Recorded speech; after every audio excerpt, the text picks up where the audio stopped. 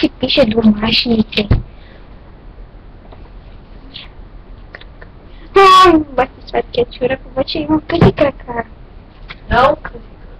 Имаш крака. Имаш дълго тяло.